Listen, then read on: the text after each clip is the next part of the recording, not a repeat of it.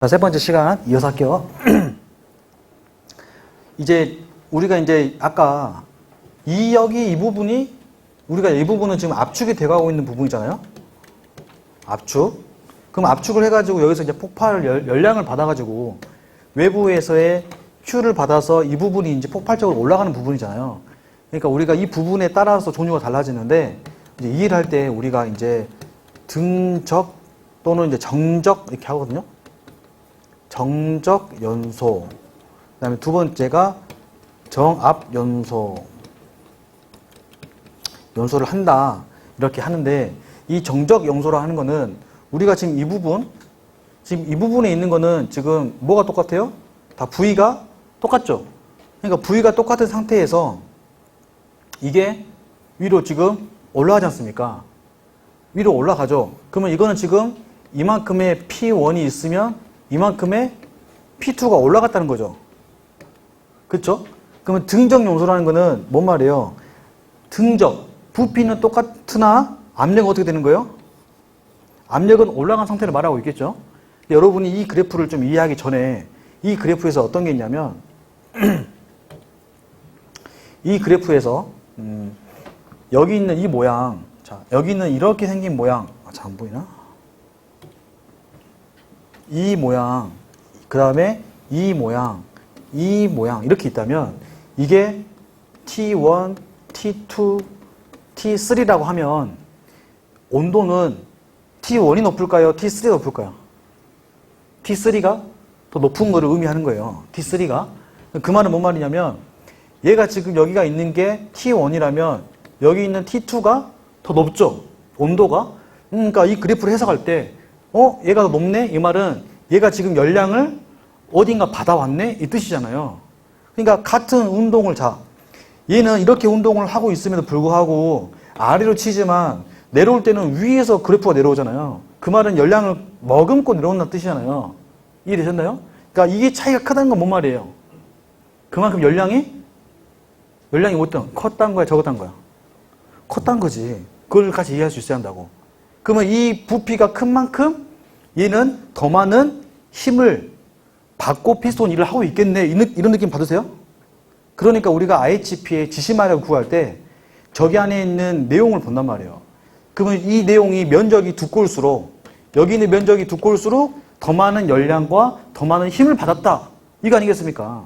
저 면적이 작을수록 더 작은 토크와 더 작은 열량을 받아왔다는 뜻이겠죠. 이해하셨습니까?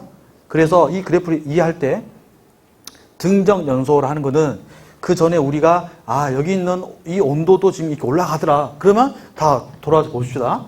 그러면 여기는 P가 올라가는 것만 보지 말고 P도 올라가지만 뭐도 올라가는 거예요, 이렇게. 그렇지. 온도도 수직으로 지금 올라오고 있잖아요. 수직 상태로. 그럼 얘를 연결하자면은 이렇게 연결되고 이렇게 되고 이렇게 되고 이렇게 되고 이렇게 되는 이런 것들이 계속 지금 이 그래프가 올라간단 말이에요. 제가 지금 이 그리는 이거는 자, 이게 만약에 T4였다. 그럼 여기도 T4거든요. 이건 무슨 말이냐면 이거는 등온선을 말해요. 등온선. 그 말 뭔 말이냐면 T1이 여기 있는 T1이 있잖아요. 자, 이거 볼게요.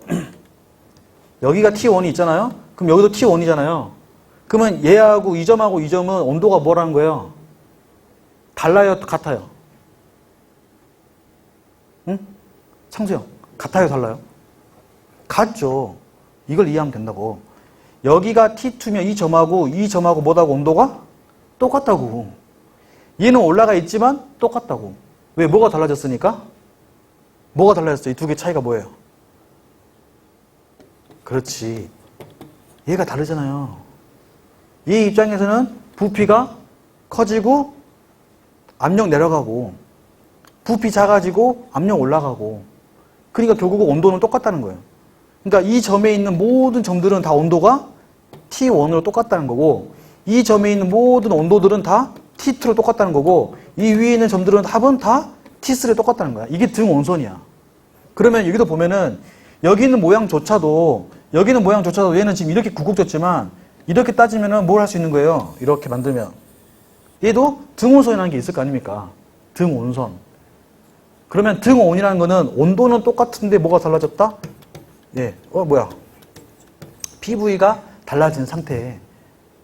이게 볼 수 있는 거고, 마찬가지 여기도 이렇게 해서 여기 올라가는 점들. 그 다음에 여기와 이렇게 가면서 여기도 마찬가지. 얘는 정압이니까 여기는 뭐가 똑같은 거예요? 부피는 똑같지만 뭐가 바뀐 거야 지금? 여기서 열량을 받으면서 Q를 받으면서 여기서 이렇게 이동하고 있지 않습니까? 여기서 여기로. 그러면 여기서 여기로 이동을 하고 있는 중에 뭐가 됐어요? 부피가 어떻게 됐어요? 부피가 커지면서 동시에 뭐도 커졌어요? 등온선의 위치도 옆으로 가고 있죠. 이해되세요? 등온선은 자 이렇게 움직이잖아요. 그러면 자 이렇게 보자면 T1, T2, T3로 이렇게 옆으로 갈수록 커지잖아요. 온도가. 이게 보이시냐고. 그러니까 얘도 마찬가지 이렇게 하면 T1, T2, T3로 가는 거니까 온도는 점점점 커진다고요. 그러니까 이 등압선에 있는 이 점도 지금 부피가 커지면서 온도도 올라가고 있는 중이네. 이게 눈에 보여야 한다고. 해석이 될 때. 이 말 이해되셨습니까? 그러면 여기도 지금 온도가 올라가고 여기도 온도가 올라가는데 같은 열량을 줬을 때 정적과 정압 사이에서 정적이 훨씬 더 그 높이가 높죠. 그러니까 이 온도가 올라간다고 치면 이렇게 올라가는 것보다 이렇게 올라가는 게 훨씬 더 크잖아요. 온도 올라가는 높이가. 그래서 정적일 때는 조금만 열량을 줘도 온도가 팍 올라가 버리는구나.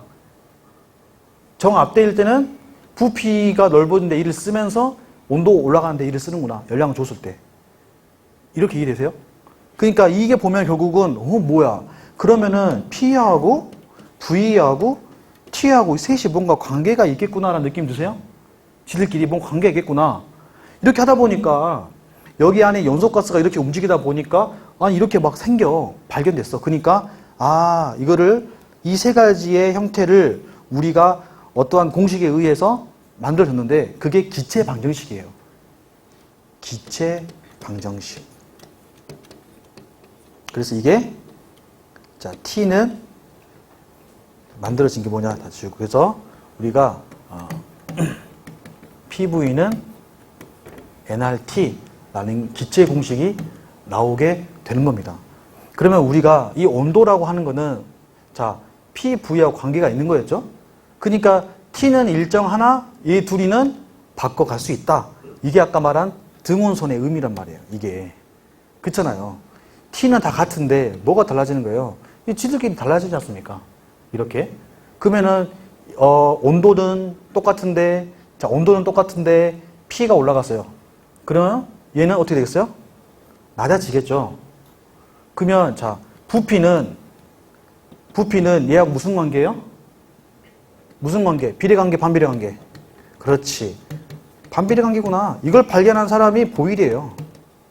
이게 보일의 법칙입니다. 그러면 반대로 자 부피는 자 얘 압력은 똑같은 상태인데 똑같다면 얘하고 얘는 무슨 관계예요? 얘는 비례 관계구나. 이걸 발견한 사람이 샤를이에요. 그래서 샤를의 법칙이라고 하는 거죠. 그래서 샤를의 법칙은 자 압력이 일정한 상태에서 부피는 T하고 비례 관계입니다. 이 두 개 비례 관계예요. 하는 게 샤를. 두 개 반비례예요. 라고 하는 거는 보일. 그럼 보일 샤를은 이게 다 종합된 게 보일 샤를의 법칙이라고 우리가 기체 방정식에서 우리가 알 수 있는 거죠. 됐나요? 그래서 우리가 정적연소, 정압연소 이렇게 외울 때 이거 단순히 외우지 말고 이것만 이해하면 훨씬 더 편합니다. 됐나요? 여기까지 이해하셨나요?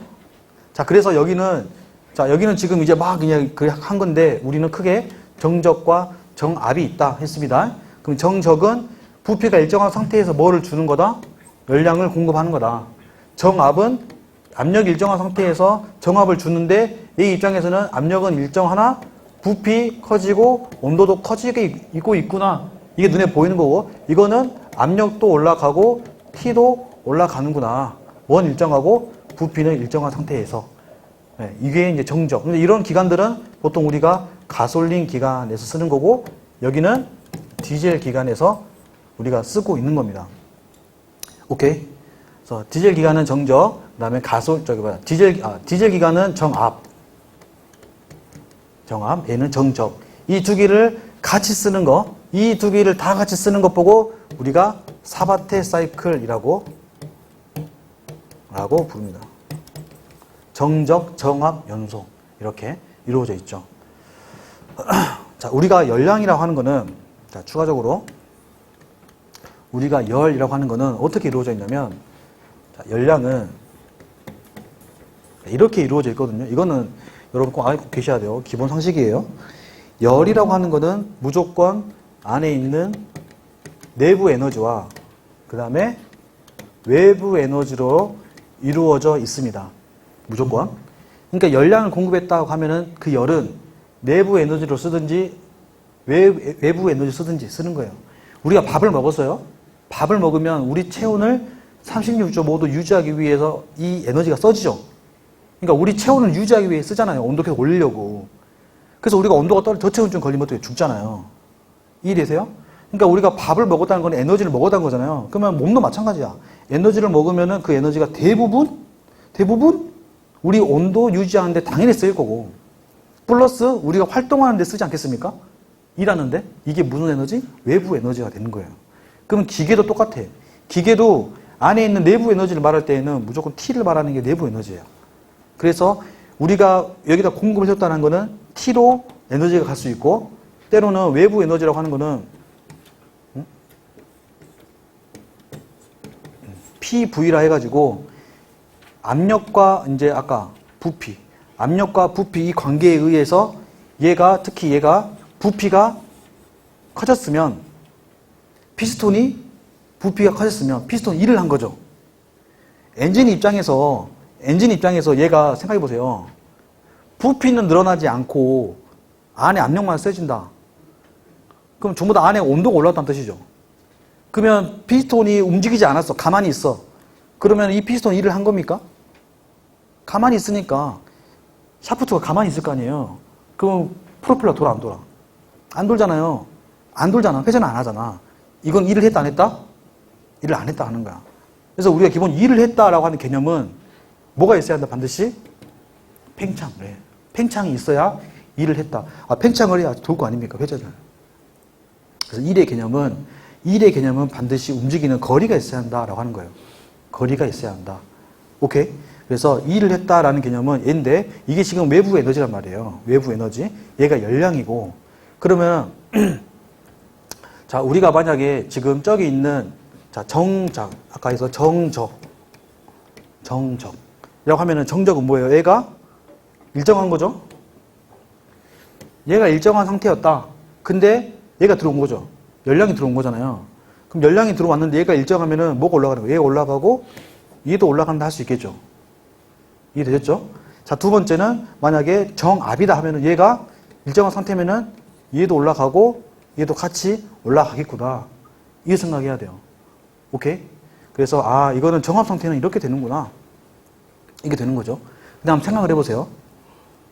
정압 상태는 얘가 일정한데 이 열량이 들어와서 부피 올리는데 쓰고 T 올리는데 이 온도 올리는데 쓰는 거하고, 그 다음에 얘가 일정한 상태에서 압력 올라간 거랑 T 올라간 거 따졌을 때, 아까 우리가 뭔가 T가 더 훨씬 더 같은 열량 줬을 때 T가 훨씬 더 빨리 올라가겠다, 이런 느낌 받았죠.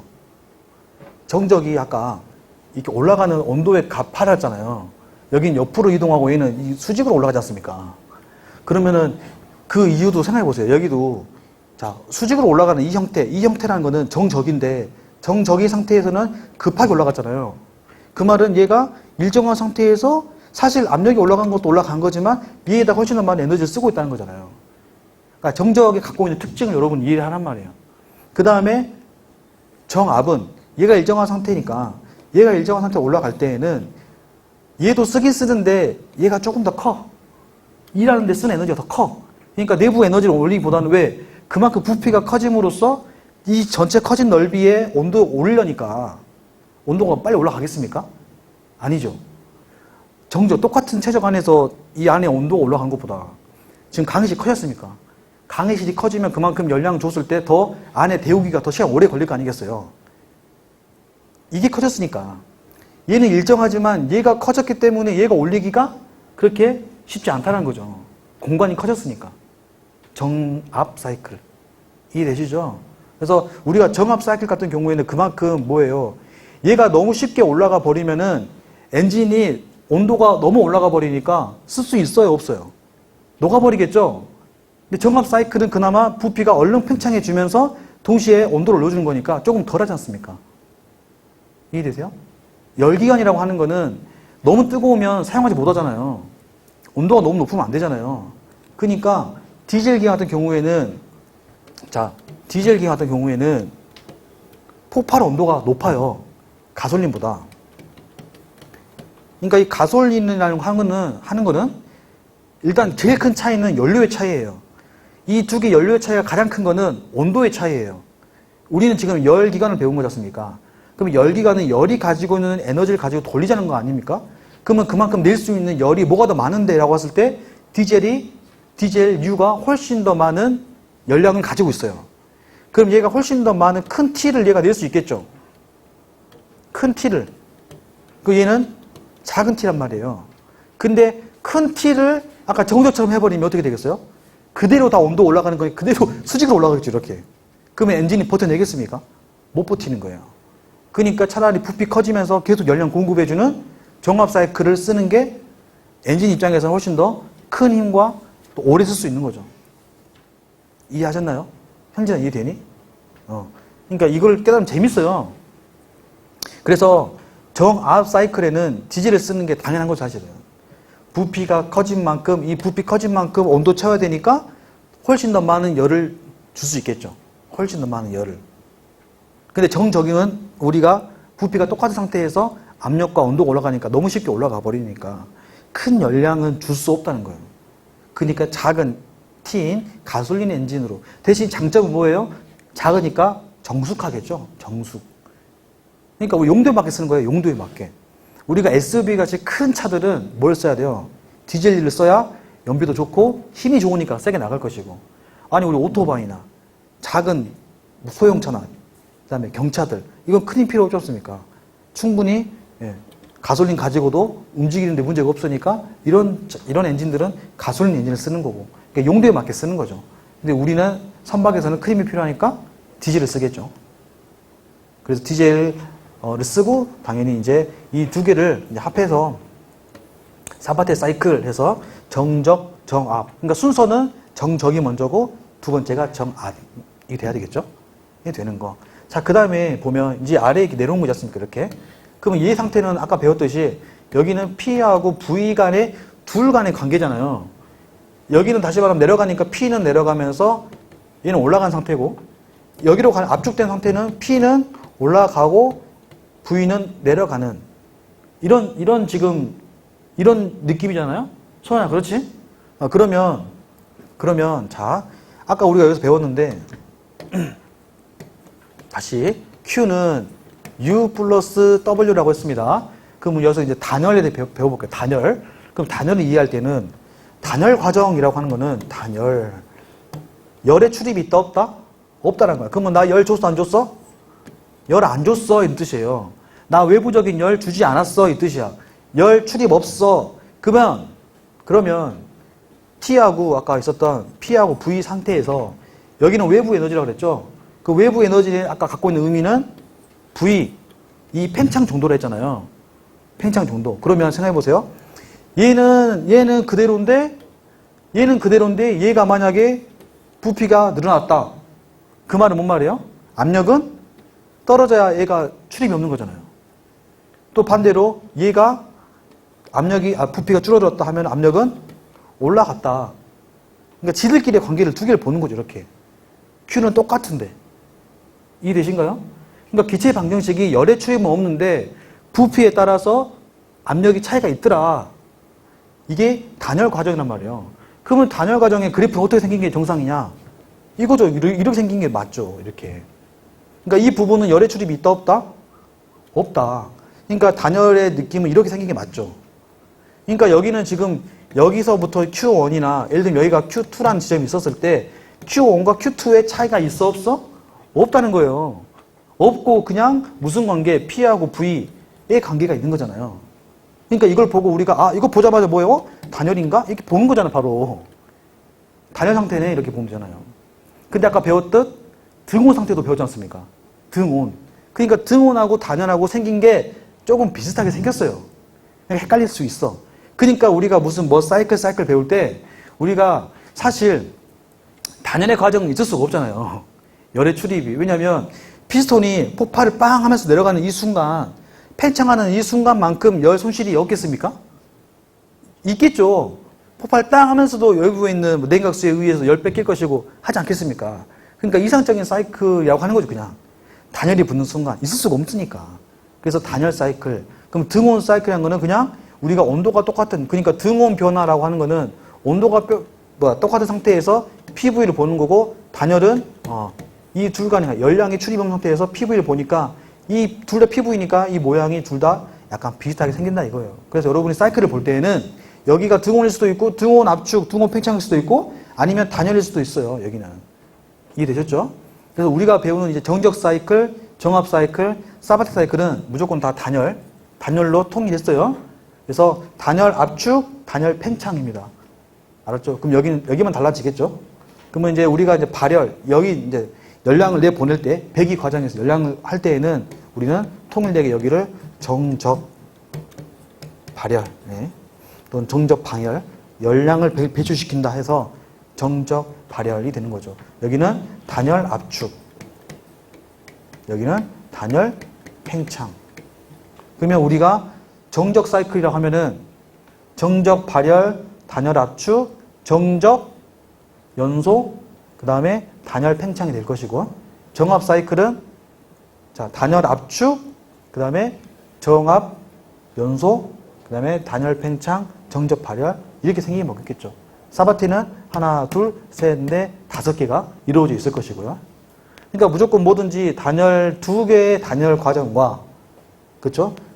하나의 정적이든, 하나의 정압이든, 또는 2개의 정적이든, 이렇게 이루어져 있겠죠. 근데 이게 시험장 가서 이걸 애워놓고 이제 시험장 가면은 헷갈려. 그러니까 이걸 하나 딱 이해를 해놓고 가면 애울 게 하나도 없습니다. 이것만 딱 이해하면 되니까. 자, 됐죠? 이해하셨죠?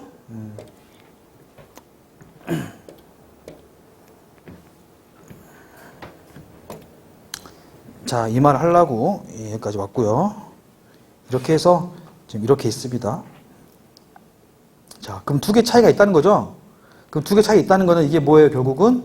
자, 내가 처음에는 뭐예요? 이게 지금 아무 일도 하지 않고 그냥 압축만 했습니다. 이런 뜻이고, 여기서 이제 열량 받아가지고 이렇게 내려온 거는 일을 한 거죠. 그러면 이 2개의 차이가 결국 열량 값이겠죠? 들어온 열량 값. 이 말을 여러분 이해하고 있으면 돼요. 이 면적이 클수록 열량이 커졌다. 이렇게 보시면 되겠죠. 자, 자세히 보면 이렇게 배기 밸브가 있고 여기에 이제 온도계가 이렇게 있어요. 그럼 온도계가 여기 있는 온도를 따라서 가는 거고, 또 한쪽은 이렇게 라인으로, 자, 이게 이제 뭐냐면 인디케이터 밸브를 합니다. 인디케이터. 여기 안에 있는 연소가스가 잘 나오는 상태를 보기 위해서 이 연소 샘플링을 해가지고 이 밸브를 열면은 이렇게 튀어나와요. 팡 이렇게. 이게 인디케이터 밸브인데, 여기 보이시는 이 윗부분이 실린더 헤드입니다. 헤드. 그래서 헤드에 여기 있는 인디케이터 밸브가 장착이 되어 있죠. 그래서 여기다가 이렇게 지시개를 이렇게 꼽아가지고 안에를 이제 보면은 여기 이제 엔진 상태가 아까 봤던 이 모양이 이렇게 그려지는 거예요. 그래서 엔진 상태를 보는 거죠. 엔진의 연소 상태를 보는 거죠. 이렇게 이루어져 있다. 이런 거고. 자, 여기까지 됐죠. 여기까지 이해하시면 됩니다. 자,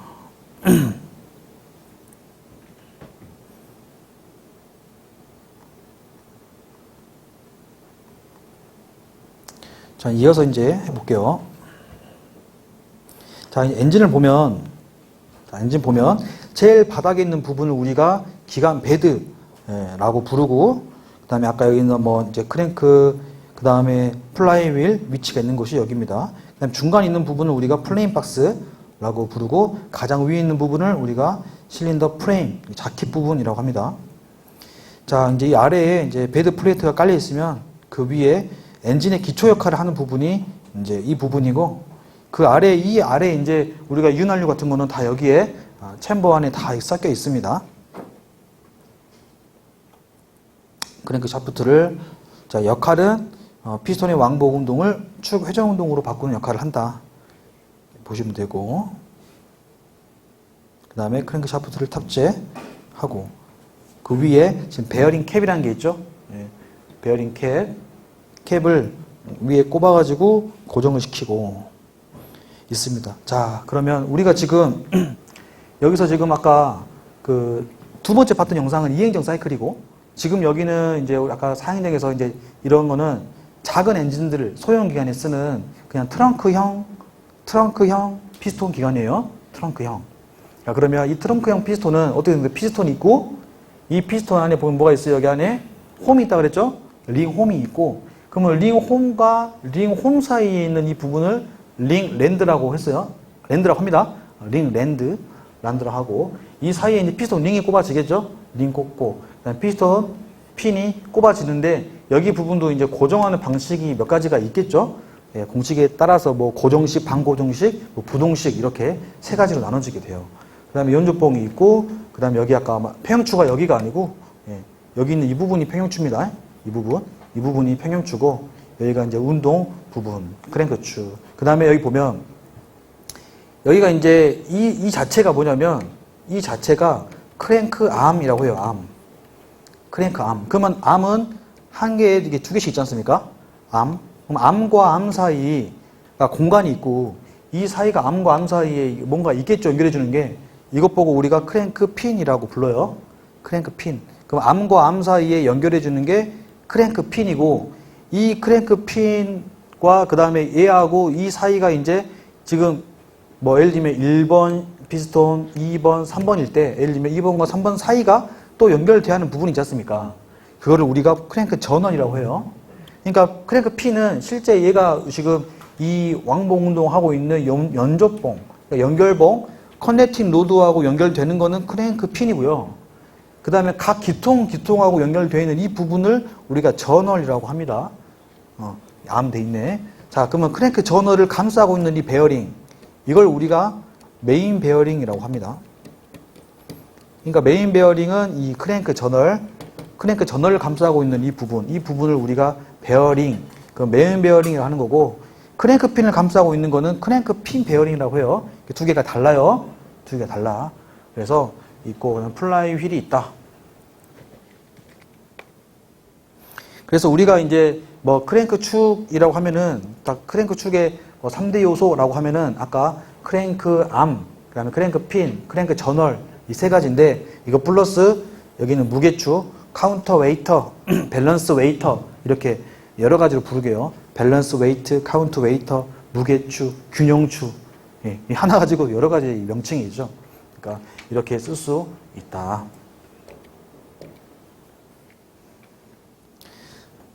이쁘죠? 네.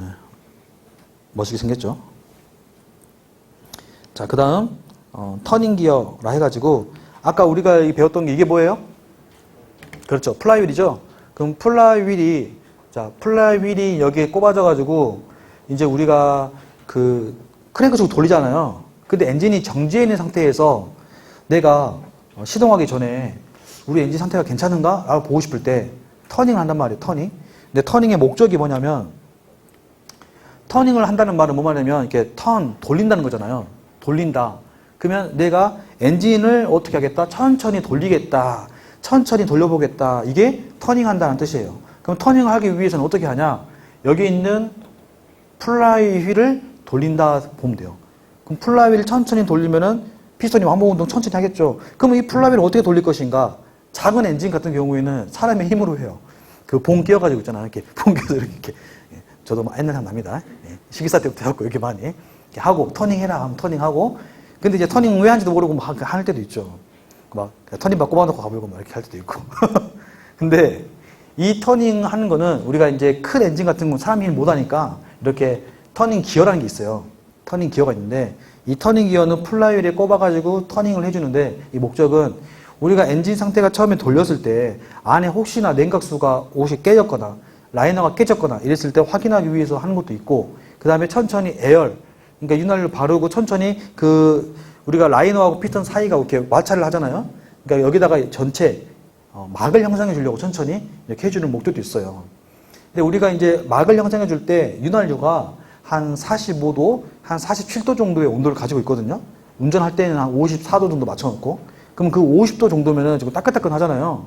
그렇죠? 우리가 딱 만졌을 때 따끈따끈 하잖아요. 50도는. 그러니까 그 50도짜리를 엔진에다가 이렇게 딱 발라주면서 에어도 시켜준단 말이에요. 이해하셨나요? 그래서 에어를 해주는 목적으로 하고 끝이 났어요. 엔진을 정지했다. 그럼 반드시 터닝을 해줘야 되는데 왜 그러냐? 엔진이 딱 끄고 나면 엔진이 갖고 있는 열이 어떨까요? 있겠죠. 근데 그것도 모르고 그냥 딱 꺼버리면 그 열이 어떻게 되겠어요? 식으면서 식는데 윤활유가 계속 중력의 힘 때문에 내려가잖아요. 계속 이렇게. 그럼 너무 뜨거우면 윤활유가 이렇게 쭉 타고 내려가다가 어느 순간 열 때문에 이게 윤활유가 타버린단 말이에요. 타요, 타. 아니면 마르든지. 그러면 이게 유막에 있던 게 더 열을 받아주면 뭐가 돼요? 유막에 이렇게 막처럼 아주 미세한 막이 있었는데 그 막이 그 엔진의 열 때문에 또 타버려요. 우리 약간 누룽지처럼 이렇게 붙어버려. 그러니까 그러면 안 되잖아요. 그러니까 엔진을 계속 돌려가면서 일단 쿨링을 시키는 거죠. 윤활유로 계속 쿨링하면서. 이해되셨나요? 그러니까 열이 있으면 있을수록 터닝의 시간은 길어지는 게 맞겠죠. 이해되셨나요? 근데 잠깐 테스트 운전하고 터닝 이런 건 안 하죠. 잠깐 몇 번 돌리고 끄는 거는 터닝 안 하죠. 그런 경우는. 이해하셨습니까? 터닝의 목적은 그런 목적이고 또 한 가지 그 플라이휠을 돌리면 우리가 피스톤의 위치가 달라지잖아요. 그럼 우리가 엔진을 바깥에 있으면 이 안에가 우리가 엔진이 지금 2번 실린더가 지금 상사점인지 하사점인지 알 수가 없잖아요. 밖에서 보니까 안에 CCTV 없어요. 그러니까 알 수 없으니까 뭐지? 나는 지금 엔진을 수리해야 되고 피스톤 위로 올려가지고 링을 보고 싶어. 2번 피스톤의 링을 보고 싶은데 확인할 수가 없잖아. 올려야 되니까. 상사점 올려야 되니까. 그러니까 이 플라이휠에다가 이게 옆에다 찍거나 이렇게. 얘는 3번 피스톤의 상사점. 4번 피스톤의 하사점. 이렇게. 그러면 얘는 결국 밸브라든지 뭔가 우리가 피스톤의 엔진 작업하고 싶을 때 이게 다 적혀 있으니까 우리가 거기에 맞게끔만 돌리면 되겠죠. 그러면 내가 2번 실린더 링을 좀 보고 싶은데 이러면 터닝 해가지고 얘가 2번 실린더 탑에 오도록 맞춰놓은 상태에서 2번을 뜯어야 피스톤이 위에 올라가 있는 거죠. 그 목적으로도 터닝을 하게 됩니다. 아시죠? 자, 모터에 의해 크랭크 샤프트를 저속으로 회전시켜주는 역할을 한다. 자, 이렇게 옆에 조그맣게 있죠. 조그맣게 이게 터닝 기어입니다. 자, 그 다음, 자, 프레임 박스, 그 다음에 릴리프 밸브 도어가 있다. 자, 릴리프 밸브라고 하는 거는 릴리프, 안도잖아요, 안도. 그러니까 릴리프는 내가 무언가 규정한 압력이 반드시 있고 이 압력이 오면은 너 밸브 열어줄래? 하는 거죠. 그러면 내가 규정한 압력 이하면은 밸브가 닫혀 있는 거고. 그래서 그게 릴리프 밸브입니다. 밸브는 그냥 릴리프 나온다 생각하면 다 똑같아요. 내가 원하는 규정 압력 이상 오면 열리고 아니면 닫히고. 그래서 크랭크 케이스 내부에 과도한 압력이 발생할 때 자동으로 열고 닫혀서 엔진의 폭발을 사전에 방지한다. 이렇게 적혀 있죠. 여기 이 부분을 말하고요. 자, 그 다음 커넥팅 로드. 자, 피스톤에서 가해지는 폭발력을 크로스 헤드 핀을 통하여 왕복 운동, 회전 운동으로 변경해서 있죠. 연결한다. 읽어보시고 크로스 헤드 핀, 그 다음에 로드 본체 이렇게 있습니다. 그래서 피스톤 링을 저기다 꽂고 전체 위에 피스톤, 그래서 또 가면 자세한 게 있으니까 여기 보면은 이제 이렇게 보면 이게 위가 있고 그 다음에 아래 부분이 있잖아요. 그러니까 이 사이에 지금 베어링이 있거든요. 베어링. 이 베어링인데 이 베어링이라고 하는 건 뭐냐면 우리가 만약에 축을 딱 꽂고 왔어요. 여기다가. 그럼 축을 돌렸어요. 그러면 이 축하고 얘하고 맞닿아서 딱 이렇게 고정을 시켜버리면 얘가 돌리면 얘도 전체 돌아가겠죠. 이해되신가요? 그러니까 나는 얘는 고정되어 있고 얘만 움직이고 싶어요. 그러면 얘만 움직일 수 있도록 이 안에서 헛돌아야 되는 게 있겠죠. 그 역할을 해주는 게 베어링이에요. 알았죠? 그러니까 내가 만약에 이 펜을 여기다 구멍을 딱 뚫어가지고 이게 딱 꼽았어요. 딱 꼽은 다음에 돌리면 전체가 다 돌아가지 않습니까? 그러지 말고 여기다 베어링 역할을 해준 녀석을 딱 넣고 돌리면 되는 거죠. 예를 들면 그 뚜껑 같은 거, 뚜껑 있죠?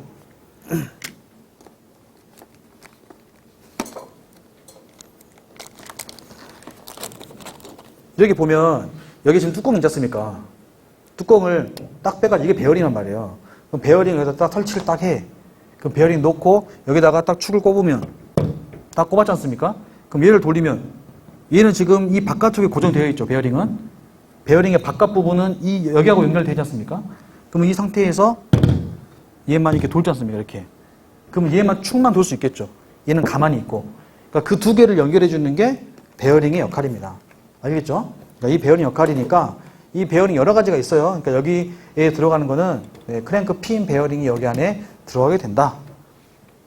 자, 그 다음 이제 뭐 소단부, 뭐 단부 있어요. 이 말은 우리가 작은 위에가 이제 피스톤이 연결되는 이 부분을 우리가 소단부라고 하는 거고, 부싱이라고 하는 거는 마찬가지. 이것도 마찬가지. 부싱의 역할은 뭐냐면 얘가 핀을 해서 꼽아가지고 돌지 않습니까? 그러면 이 돌리다 보면은 아무래도 마찰이 된 부분이 마모가 되겠죠? 못 쓰잖아요. 그러니까 만약에 이 부분을 내가 계속 회전을 시키다가 이 부분 안쪽이 다 마모가 되면은 이 전체 커넥팅 로드를 바꿔야 되지 않습니까? 그럼 가격이 얼마겠어요? 너무 비싸잖아요. 그러니까 어차피 여기만 닿을 것 같으면 내가 부싱 끼워서 얘만 소모품으로 갈았어야지 하는 거예요. 그게 부싱의 역할입니다. 그러니까 부싱이 뭐 대단한 게 아니에요. 부싱은 회전하는 이 부분이 뭐라고? 안쪽에 있는 이 부분을 지가 대신 달아줘서 나중에 소모품으로 그냥 바꿔 쓰는 소모품의 한 종류다. 이게 부싱이다. 그 부싱은 회전하는 부분에 있다. 이렇게 보시면 되겠죠. 이게 부싱. 있는 것도 있고 없는 것도 있고 그래요. 부싱 없을 수도 있죠. 왜냐면 이게 되게 작은 엔진들은 뭐 부싱까지 뭐 20얼마 원 된다고 안다. 그냥 만약에 이게 닿을 정도면 이건 엔진 바꿔야 돼 하는 그런 작은 엔진 같은 경우. 근데 우리가 큰 거 같은 경우에는 부싱을 다 끼우는 거죠. 그 다음에 여기 있는 캡, 이제 베어링 끼고 이 베어링 사이에 여기 있는 캡 볼트가 있어요. 캡 볼트. 그러면 여기 있는 캡이란 거는 여기에 보면 이제 그 피스톤 핀이 있는 이제 볼트가 있지 않습니까? 그럼 볼트가 여기 몇 개예요? 한 개? 두 개잖아요. 그러니까 이거 같은 경우에는 작은 거죠. 근데 우리가 만약에 엔진이 컸어요? 그럼 이 부분이 몇 개 될까? 이렇게 하나 더 추가해서 네 개로 쓸 수 있어요. 그러니까 두 개 쓰든지 네 개 쓰든지, 그러니까 작은 거는 두 개, 큰 거는 네 개. 이렇게. 그거는 뭐 엔진만 달라는 겁니다. 정해진 게 아니라. 두 개 또는 네 개 쓸 수도 있다. 그래서 윗부분을 우리가 소단부, 아랫부분을 우리가 대단부라고 합니다. 자, 그 다음. 여기 보시면, 아까 부싱 말씀드렸고, 베어링 그러니까 베어링이 지금 보면 위가 있고 아래가 있지 않습니까? 그럼 하나를 뭐 편의상 상부 베어링, 하나는 하부 베어링 이렇게 부른다고 보면 돼요. 자, 그 다음에 오일 통로가 있는데, 우리가 크랭크 로드 같은, 커넥팅 로드. 커넥팅 로드 같은 경우도 우리가 이제 냉각을 해줘야 되잖아요. 냉각을. 그럼 냉각을 할 때에는 우리가 이제 이 베어링이 이렇게 양쪽에 있지 않겠습니까? 그럼 이 양쪽 녀석이 이제 이렇게 크랭크 참바에서 이렇게 회전하잖아요. 이렇게. 회전을 하면서 척 바뀌죠. 이렇게. 척 치겠죠. 그러면 아까 말씀드렸듯이 우리가 폭발의 힘에 의해서 내려가면 착 치지 않습니까? 그럼 치면서 여기 있는 유막이 안으로 다 들어온단 말이에요. 이렇게 안쪽으로. 그럼 윤활유가 베어링 사이사이에 치고 들어온단 말이에요. 그럼 치고 들어오는 만큼 압이도 생기겠죠. 이해되세요? 얘가 팡 치면은 거기에 뭔가 구멍이 있으면 그 구멍 사이로 압 때문에 들어가지 않겠어요? 네, 그 힘을 이용해서 이렇게 해서 아래로 위로 이렇게 윤활유가 타고 올라간단 말이에요. 이렇게. 그래서 커넥팅 로드는 아래에 있는 참바에 있는 에로 가지고 구멍을 내 가지고 쿨링을 하게 됩니다. 아시겠죠? 자, 그래서 커넥팅 로드고, 그 다음에 이제 크로스 헤드라는 게 있어요. 이 크로스 헤드라는 거는 뭐냐면, 자, 그래서 여기서 이제 설명 좀 할게요.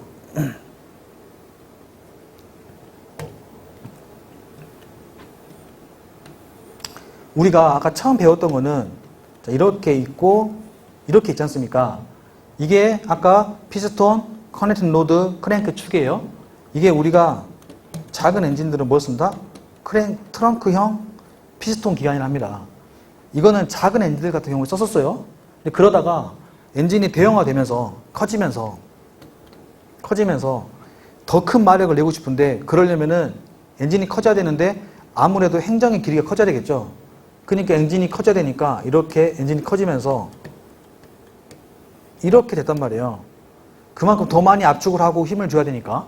그럼 얘가 움직일수록 얘가 회전을 더 많이 하겠죠. 있었는데 이렇게 해보니까 이렇게 하면은 이 녀석이 끊어지겠네.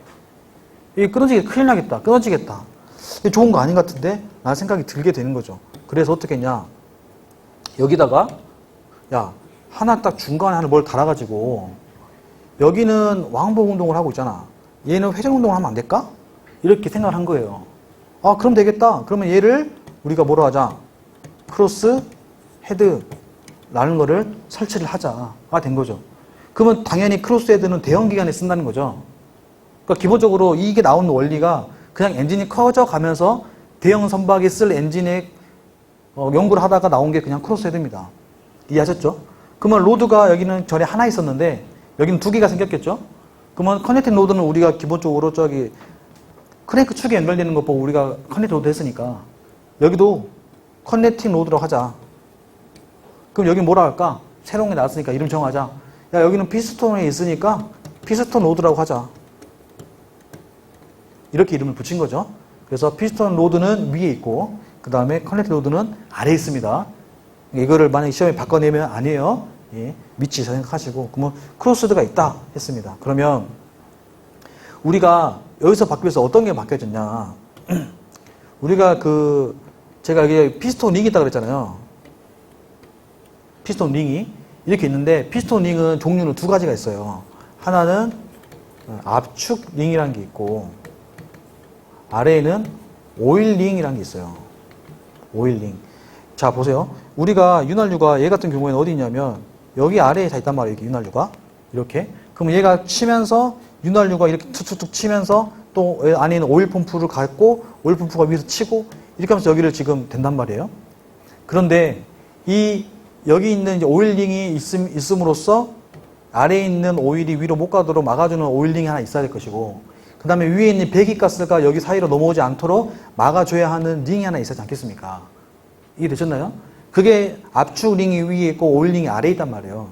그러면 오일링이 압축링은 3개 있고 오일링은 하나 있으니까 오일링의 장력이 압축링보다 커야 돼요? 작아야 돼요? 응? 창수 형, 커야 돼요? 작아야 돼요? 작아야 돼요? 더 커야죠. 왜요? 얘는 하나 있고 얘는 3개 있다니까요? 그럼 하나 있는 입장에서는 더 커야죠. 얘는 3개나 있지 않습니까? 그러니까 압축링은 3개나 있으니까 오일링 같은 경우에는 오일이 넘어가지 않도록 잡아줄 때 좀 세게. 그러니까 조금 더 복잡하죠. 그래서 생김새가 조금 더 복잡하고 익스펜더 링이라고 조금 더 안에 있는 뭐 스프링 같은 것도 또 꼽아져 있고 그래요. 그 이유가 그래서 그렇습니다. 그래서 오일링을 타지 않기 위해서 오일링을 막아 놓는데 자, 두 번째는 얘 특징이 얘가 지금 왕복 운동을 하면서 얘가 내려간다고 칩시다. 내려간다고 치면 얘가 폭발을 땅에서 내려갈 때 얘가 회전을 이쪽으로 한다고 쳤을 때 이 녀석은 이쪽으로 계속 힘을 받고 있는 중이겠죠. 피스톤하고 얘는 지금 라이너라고 부르거든요. 실린더 라이너. 그러면 라이너하고 피스톤하고 얘의 힘을 계속 받으면서 이쪽 한쪽은 크게 받고 그 다음에 회전하고 나오면서 여기부터 힘이 없으니까 여기는 작은 측압이 이렇게 생기겠죠. 그러니까 양쪽에 받는 그 측면에 받는 힘 보고 우리는 측압이라고 불러요. 측압. 그러면 측압은 양쪽이 똑같아요? 달라요? 예? 창수형. 그렇죠. 다르죠. 왜요? 여기는 폭발을 빵 해서 이렇게 가서 내려가는 부분이잖아요. 그럼 여기는 힘을 하는 부분 아니겠니? 그 여기는 힘을 다 썼으니까 올라가는 부분에서는 천천히 이렇게 올라가겠죠. 이렇게. 세게 팡 가고 천천히 가고.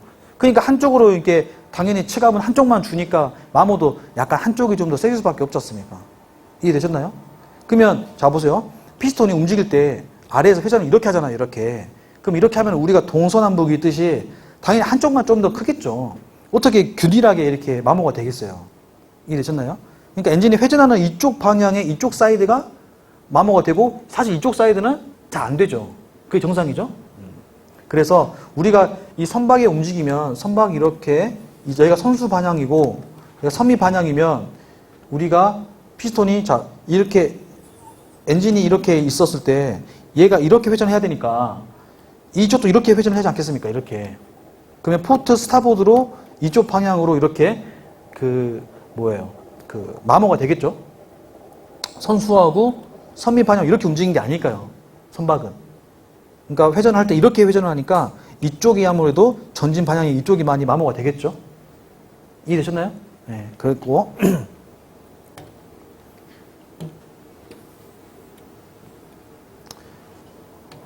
자, 그래서 이쪽이 치갑을 받고 있더라. 트렁크 피스톤형 기관은. 자, 그러면 이 녀석이 이제 여기 넘어오면서 크로스 넘어오면서 어떻게 바뀌었냐면 자, 여기서 이제 우리가 오일 같은 경우 이렇게 이제 피스토닝이 있었는데 우리가 피스토닝의 역할은 압축, 그러니까 기밀가스가 내려가지 않고 오일이 올라가지 않도록 하는 거였는데 여기는 우리가 지금 크로스헤드라고 지금 구분을 지어놨잖아요. 구분을 지었으니까 오일은 어디에만 있어요? 사실 여기만 있겠죠? 여기. 그러니까 이 크로스헤드 기준 위로 올라갔을 때는 오일이 있어요? 없어요? 오일이 그걸 치고 올라갈 일이 없잖아요. 엄청 이 길이가 긴데 얘가 치고 팍 올라갈 일은 없잖아요. 그러니까 야, 여기 있는 오일링의 역할을 누가 대신했냐? 오일링의 역할을 여기서 오일링, 그러니까 아래에 있는 오일이 올라가지 못하도록 막아주는 이 역할을 해주는 게 아까 우리가 봤던 스터빈 박스예요. 스터빈 박스. 그럼 스터빈 박스를 기준으로 얘가 오일이 나눠지는데 여기는 우리가 실린더 오일을 쓰고요. 여기서는 계속 왔다 갔다 순환한다 해가지고 여기는 시스템 오일을 씁니다. 여기는 둘 다 같은 오일을 씁니다. 작으니까 그냥 같이 써서 그냥 오일 펌프 타고 가요. 이렇게. 그러니까 여기 같은 경우에는 오일이 계속 어떻게 되겠어요? 여기는 오일이 올라가서 이 실린더를 윤활해 주니까 닿겠죠? 소모하겠죠, 소모를. 그러니까 항상 소모량 찍어봐야 됩니다. 소모량 찍어보면서 닿아지면서 보충해주고 이렇게 하는 거고 여기는 그럴 수가 없으니까 아예 어떤 기계를 가지고 그 실린더 루브리케이터라는 걸 가지고 기계적 힘으로 계속 이렇게 윤활유를 공급해줘요. 그럼 얘는 소모성이죠. 얘도 소모긴 하지만 얘는 계속 시스템 쓰다가 그러니까 소모가 되었을 때 그때 한 번씩 이렇게 순환을 해주는 격으로 하는 겁니다. 자, 이랬을 때 어쨌든 간에 오일을 이 아래에 있는 오일링의 역할을 스터빈 박스 가져왔으니 얘 같은 경우에 오일링이 있을 필요가 있어요, 없어요? 없어요. 그러니까 얘는 크로스헤드 기관에는 오일링이 있다, 없다? 오일링이 없다라는 겁니다. 알았죠? 오일링이 없어요. 오일링이 없고 그 역할을 스터빈 박스 대신 했다. 자, 그 다음 아까 치갑 있죠? 치갑도 아까 얘는 움직이면서 동시에 아래가 회전 운동을 하니까 얘가 치갑을 받았지만 이 녀석에는 이제 크로스헤드를 기준으로 했을 때 여기가 회전 운동하고 얘가 왕복 운동하니까 누가 가져가겠어요? 이 녀석이 치갑을 대신 가져간단 말이에요. 그러니까 얘는 치갑이 받을 필요가 없지 않습니까? 이해되세요? 그러면 치갑이 작아졌으니까 이 녀석은 예전에 이 길이가 예를 들면 5m였다. 5m. 자, 1m였다. 라고 치면 얘는 그렇게 길 필요가 있어요? 없어요? 없죠. 치갑을 안 받잖아요. 그리고 아까 이 기밀가스가 내려가서 할 일이 오일링하고 바로 맞닿을 일이 없으니까 이 길이가 어떻게 되겠어요? 짧아지겠죠. 그래서 어떻게 됐냐? 이 아래에 있는 피스톤의 아래에 있는 부분 있죠? 이 아래에 있는 부분 우리가 치마 입었다 해서 피스톤 스커트 부분을 하거든요? 이 스커트 부분 날려버린 거예요. 그래서 크로스헤드 기관에 왔을 때는 스커트 부분이 없어진 겁니다. 그리고 길이가 양옆으로 짧아진 거예요. 이해되셨나요? 이해되셨어요? 그게 이제 크로스헤드로 오면서 달라진 점들입니다. 마무리를 해야 할 것 같은데? 자, 어쨌든. 자, 이렇게 하고, 조금만 더 할게요. 마무리하고 갑시다. 어쨌든 실린더 프레임, 여기는 가장 위에 부분을 우리가 자켓 부분이라고 합니다. 자켓 부분. 하고 여기 있는 이제 실린더 루브리케이터가 있죠. 여기 있는 실린더 루브리케이터. 이제 여기 있는 이제 루브리케이터가 여기서 이제 각 보면은 어떻게 했냐면 여기에 이렇게 하나씩 이렇게 있거든요. 그럼 여기 위에 여기에 이제 볼이 하나 있어요. 볼이 이렇게. 그럼 볼이 이렇게 통통통 튀어요. 이렇게. 그러면 이 통통통 튀는 게 빠르면 빠를수록 더 많은 오일을 주고 있다 이런 거고 여기가 통. 이 천천히 튀면은 오일량이 적다는 거예요. 그런데 이 실린더 루브리케이터라고 하는 거는 우리가 뭐와 이제 연관되어 있냐면 엔진의 속도에 따라서 달라지거든요. 왜냐하면 엔진의 속도가 빠를수록 우리가 그만큼 들어가는 연료량이 많아지잖아요. 그러면 연료량이 많아지니까 우리가 손바닥을 비벼도 빨리 비빌수록 열이 많이 발생하지 않습니까? 그러니까 열을 빼앗아 가고 마모가 커지니까 오일을 더 많이 넣어주기도 하고, 그 다음에 연료유 안에 있는 황 있지 않습니까? 황의 비율도 더 많아지지 않겠습니까? 그러니까 더 많이 산성화 되겠죠, 황 때문에. 그러니까 황 때문이라도 그 중화를 시키기 위해서 실린더 오일을 준단 말이에요. 그러니까 고속이 돼갈수록, 속도가 높아갈수록 거기에 들어가는 오일량이 많아지겠죠. 근데 반면에 조속일 때, 그러니까 고속에 비교해서 중속 같은 경우는 더 오일량이 작아지겠지만 완전 스탠바이, 이게 천천히 가는 때 있지 않습니까? 그때에는 우리가 좋은 부식이라고 뒤에 배우겠지만, 좋은 부식, 엔진이 속도가 낮아지면 또 황 때문에 거기에서 또 많은 그 부식이 일어나요. 황 때문에. 그러면 이 황이 조속일 때 많이 일어나는데 그거를 방지하고자 조속일 때도 윤활유를 많이 공급해줘요. 이해되세요? 조속일 때 좋은 부식이 일어난다. 이거 좋은 부식 나중에 설명해 줄게요. 지금은 좋은 부식만. 그러면 좋은 부식이 일어나는데 그 좋은 부식 때문에 윤활유 더 많이 넣어준다. 그러니까 루브리케이터는 고속이 될수록 많이 넣어주고 또 완전 조속일 때도 윤활유 양이 많아진다. 이렇게 이해하시면 되겠습니다. 아시겠죠? 기본적으로 속도에 비례합니다. 기본적으로는. 자, 여기에 루브리케이터가 설치되어 있고요. 이렇게 생겼습니다. 피스톤 운동에 따라 서로 접촉 운동을 하는 실린더 라이너와 피스토닝의 마모는 불가피하고 엔진 성능에 중요한 요인이 된다. 이렇게 해서 적절한 윤활유를 공급하는 장치를 말한다. 그래서 1회전당 1회씩, 예.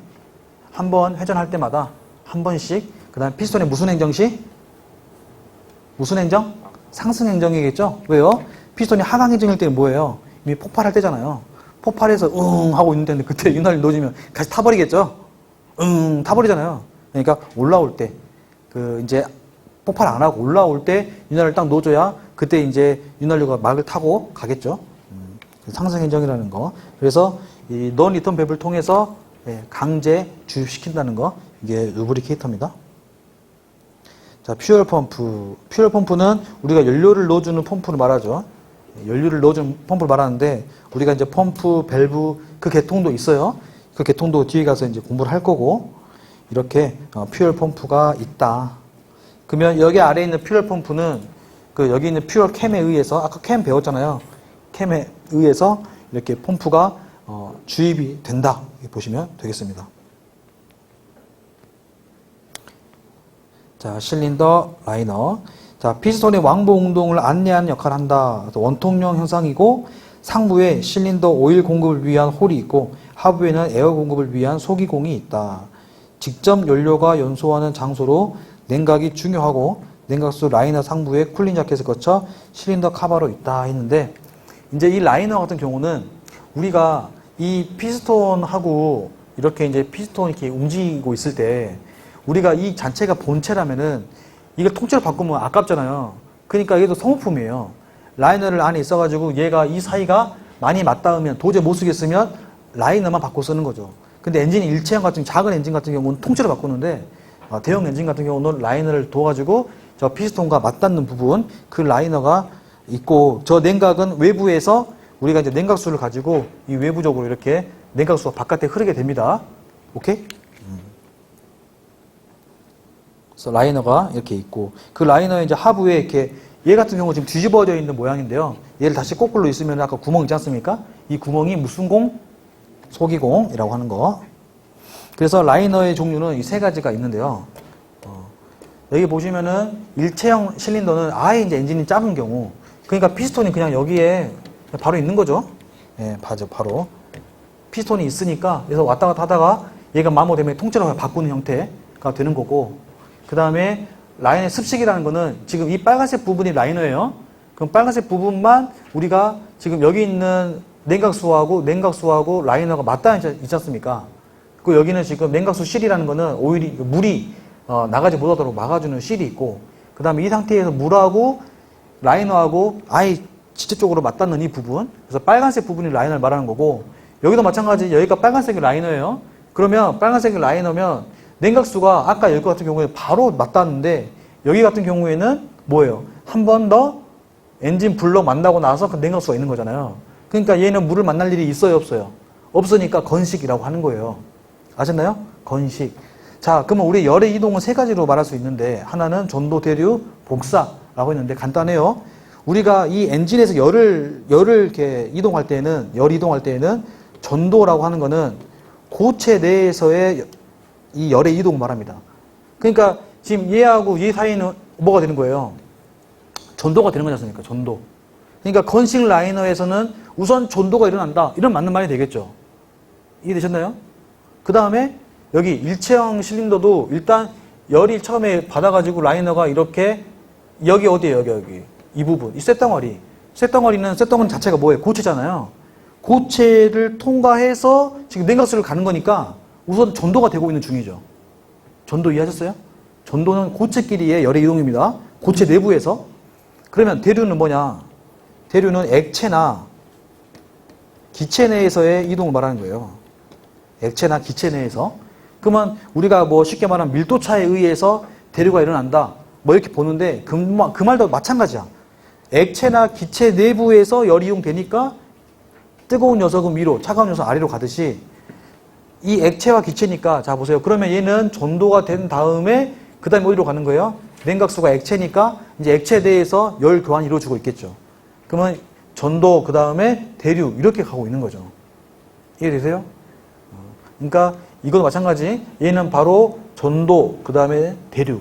여기서 열이 이동되고 있는 거죠. 여기도 전도, 대류 이렇게 가고 있는 거죠. 그럼 복사는 뭐냐? 이것들 보고 우리가 열이 이동하는 매질이라고 하는데, 이 녀석은 매질이 있다 없다? 매질이 없이 그냥 바로 이렇게 그냥 열이 이동되는 현상을 말해요. 그래서 우리가 보온병 같은 경우에는 보온병을 만들 때 우리가 열을 이동시키면 안 되니까 이렇게 하나의 고체가 있고, 그 다음에 두 개를 만들죠. 두 개를 이렇게. 그러니까 이 전도되고 전도가 두 번 돼야 된다라고 하기 위해서 보온병에 우리가 고체가 두 개 들어가 있습니다. 그리고 그 사이에 뭐가 있냐? 이 사이를 우리가 대류시키지 않기 위해서 진공을 만들어 버려요. 여기를 다 진공. 그럼 진공이 된다는 말은 뭔 말이에요? 대류가 되지 않도록 한다는 말이죠. 그 다음에 세 번째, 복사가 일어나지 않도록 여기 안쪽에다가 은으로 코팅을 입혀요. 은 도금을 한단 말이에요. 보온병 안에다가. 그러니까 여러분 보면 은 자국이 있어. 다 은이야. 그게 뭐 때문에 그래요? 이 열이 갖고 있는 복사 에너지를 내보내지 않기 위해서 막은 거예요. 그러니까 지금 복사, 대류, 전도 전부 다 막아가지고 최대한 열의 이동을 바깥으로 이뤄내지 않고 만든 게 보온병이에요. 이해하셨죠? 이렇게 해서 어쨌든 간에 열을 안 하는 게 이거고, 이 세 가지가 있다. 여기까지 하고 다음 시간에 이어서 하겠습니다. 수고했습니다.